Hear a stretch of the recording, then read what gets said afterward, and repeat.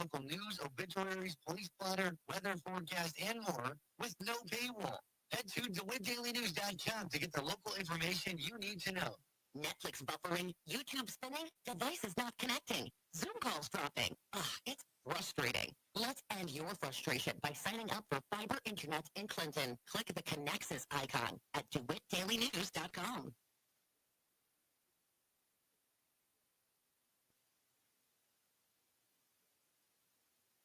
News time 8 minutes after 8 o'clock here on this Tuesday. Top of the morning from the newsroom of Regional Radio and DeWittDailyNews.com. I'm Seth Lawrence with this expanded 8 o'clock newscast. Memorial Day weekend felt a little earlier on the calendar than normal, and some less than ideal weather created a slower than usual holiday weekend on Clinton Lake. On the WHOW Morning Show Monday, Department of Natural Resources Conservation Police Officer Noah Workman told Regional Radio the weather for Saturday of Memorial Day weekend was excellent, and the lake saw a good crowd that day, but overall he felt traffic was down. Memorial Day, it was a slower Memorial Day relative to what it's been in the past. We had that overcast on Friday and a little bit on, we had some sun on Sunday. Friday was a little bit slower. Still a lot of fishermen out. Saturday, I remember it was pretty. I was out on the boat that day, and there was a lot of boat traffic. Stopped some boats, talked to some people. The parking lots were full. Sunday, we saw a lot of fishermen, a lot of just families out recreating. So Sure. It was a relatively slow weekend, which was it's a good thing as far as we didn't have any problems or anything like that. Yeah, It was busy on Saturday. We stopped some boats and talked to some people. And It was nice. With these Westside boat access closed, boat trailer parking has come at a premium so far this summer, and Officer Workman is encouraging non-boat vehicles to park in an overflow lot or approved areas and walk to their destination on the lake. The most common thing I've noticed is the non-trailer, the vehicles not pulling a trailer, utilizing a trailer parking spot. We got Westside still closed, like we spoke about last time. With that, we've got an influx of people utilizing the other ramps. And what we're seeing is we've got trailer spots on all the ramps. We want the vehicles that are pulling trailers to use those spots. The vehicles that are not having trailers on them, there's overflow parking, especially out by Mesquite. There's other parking areas in which they can park the vehicle, walk down to the boat ramp, jump on the boat, and go recreate. That's the big thing I've noticed as far as parking and stuff out of Clinton Lake when we've had large crowds. So if you've got 11 people on a pontoon, you're going to have the one pontoon vehicle pulling the pontoon, and then the other occupants are going to be meeting in there in a car. Parking an overflow, non-trailer spot, especially out of Clinton Lake. According to Officer Workman, an issue he has taken notice of so far this summer is boaters not with the proper signage for having something they're pulling behind their watercraft. He's encouraging making sure you comply to signal to other boaters to keep their distance. The most common violation I've noticed are people not having an orange flag present when they're towing people, whether it be a skier or a tube. If you're pulling somebody with a boat, whether it be a tube or a ski, you've got to have an orange flag visible, usually at the highest point you like to be. You want the other boaters to see your orange flag that indicates to them that you've got somebody behind your boat. It lets them be mindful to keep a good safe distance.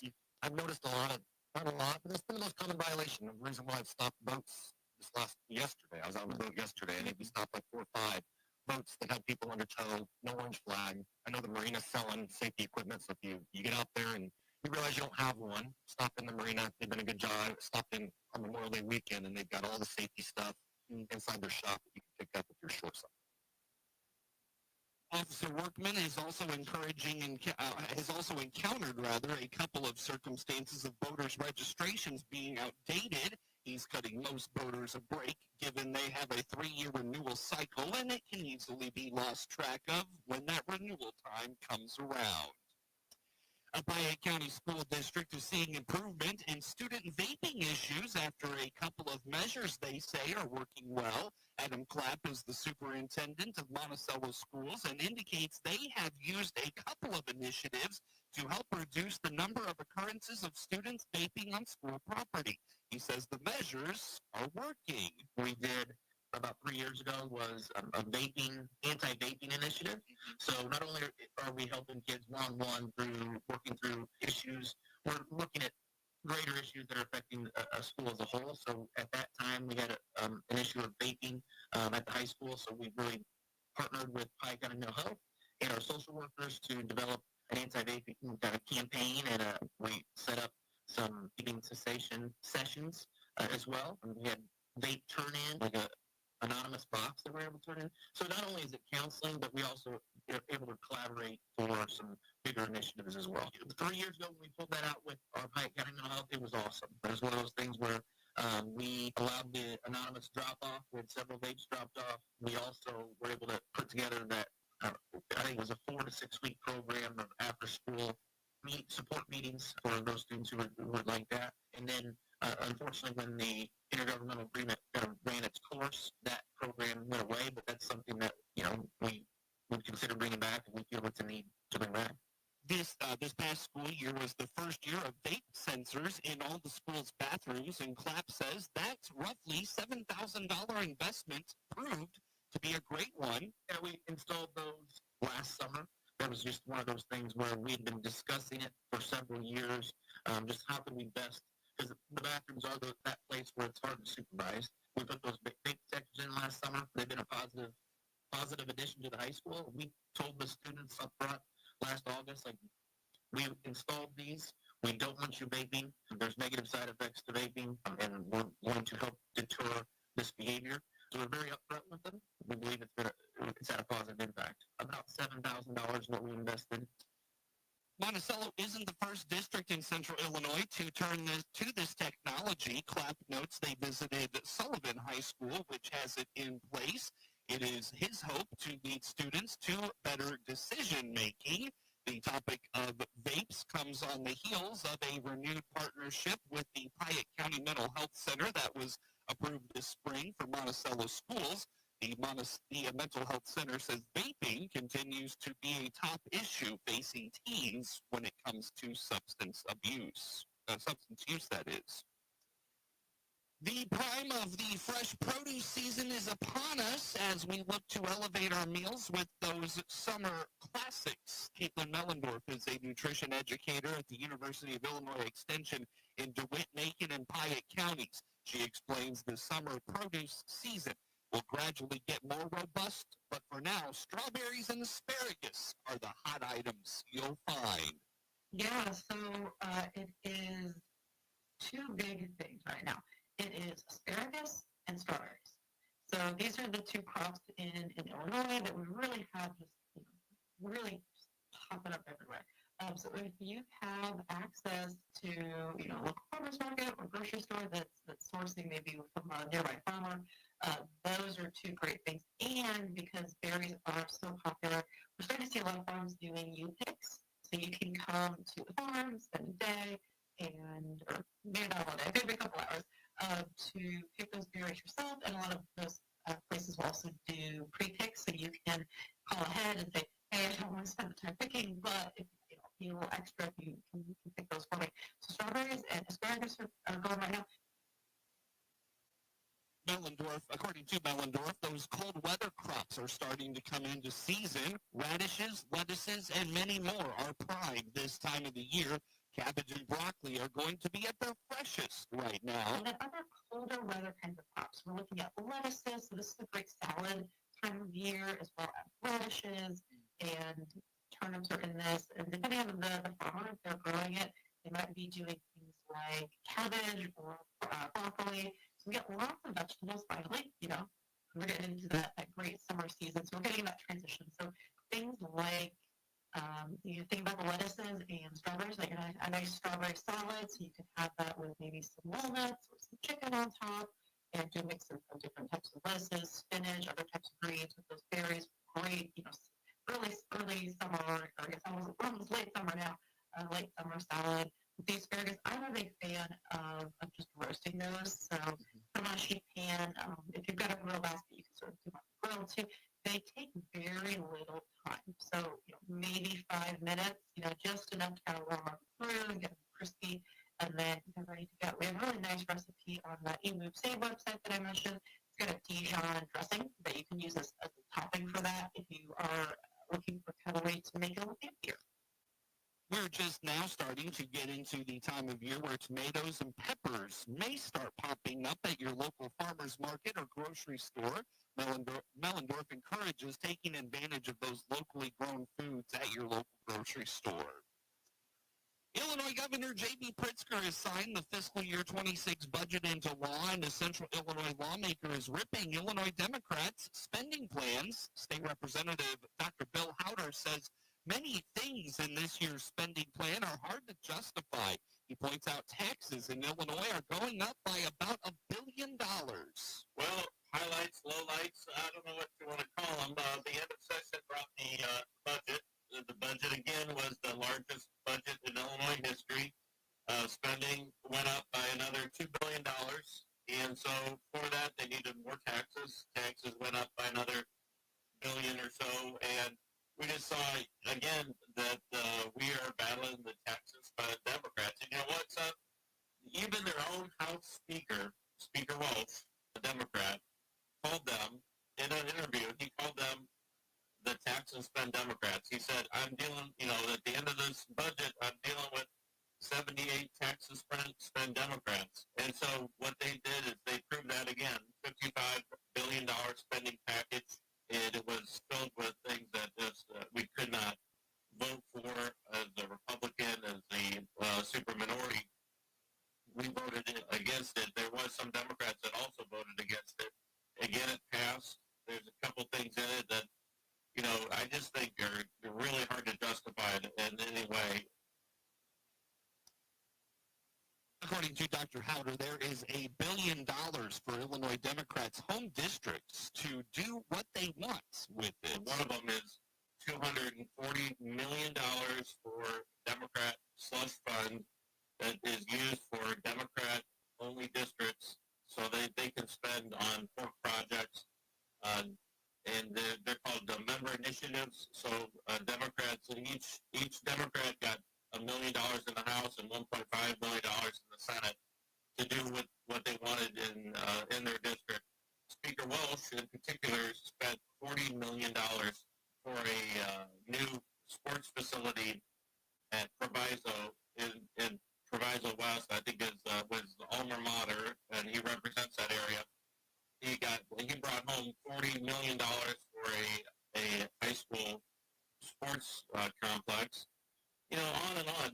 The governor created a special slush fund for himself that he can move money around and cover whatever he needs to cover with emergency powers.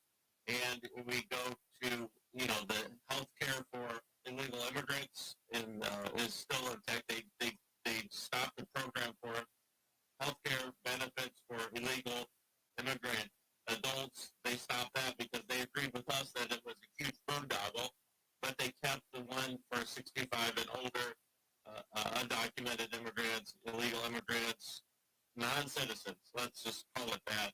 So that's in there. I mean, it's just atrocious that we continue to spend from when the governor took office 6 years ago. We've, I think, increased our budget by $16 billion and the taxes that go with it.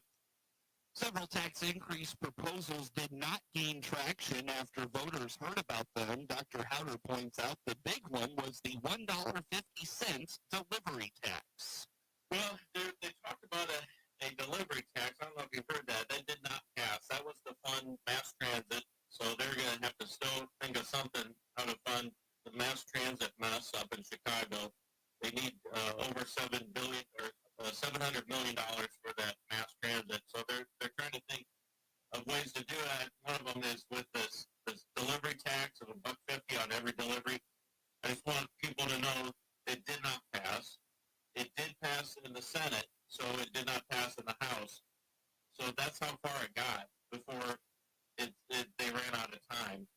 So we're gonna have to keep an eye on that. That they may try that again, or they may try other taxes. But really, what they did was they a series of taxes that was implemented is an increase on your mobile phone tax. It went from the largest and most tax on your mobile phones in the nation to even more higher taxed mobile phones. For the Morton Republican, the taxes are stretched across numerous places and in many cases won't be obviously noticed by the average consumer. They do a little bit on a lot of different areas, and you don't exactly see it, but $1 billion more in taxes for our businesses and our people. A lot of times when you tax, especially these vices and betting and other things, people can modify their behaviors. And so what you project to bring in, you don't bring in. And also, whenever you do a tax, it's a disincentive to not only for that product, but also that taxing entity, in this case, the state. And so people are not only turned off to those products or those behaviors, but they're also turned off to that location that does that. And so this is where we lose people in Illinois because different taxes. People are just so tired of it, and they see again and again. They see where they can get other products and services, and they can live, and they can have house, they can buy a house. All they can pay less property tax. So it makes people want to leave the state of Illinois, and that's one of the hugest and biggest problems that we must address is the population decline in Illinois. Dr. Howder recently discussed several pieces of legislation from the latest legislative session in Springfield. We'll hear more from him again in the coming days on Regional Radio. Even though deer nuisance legislation won approval in Springfield last month, farmers continue to deal with the issue, including Doug Uphoff in Shelby County.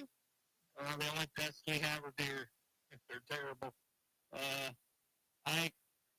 I haven't really seen any pest problems yet as far as insects or disease, but we do have a lot of deer pressure. There are a lot of deer in there.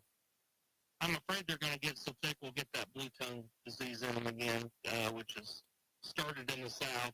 But yeah, there's a lot of deer. But we're close to the lake where there's a good supply of water and a good bunch of cover for as far as trees go. So if you got anything close to the trees, you're going to have some deer pressure. A key provision in the new deer nuisance legislation requires the Illinois Department of Natural Resources to update its deer removal permit procedures. The legislation awaits the governor's signature. 25 minutes after 8 o'clock here on this Tuesday. Get the latest in local news anytime from your computer or mobile device at DeWittDailyNews.com. That's DeWitt County's #1 source for news, police blotter, obituaries, and Clinton sports anytime. It's always free at DeWittDailyNews.com. A look at sports is next. Here's Clinton saving out on our Dave Jackson on inflation 3.0. The rate of increase has slowed down. That doesn't mean inflation and prices have gone back to where they were.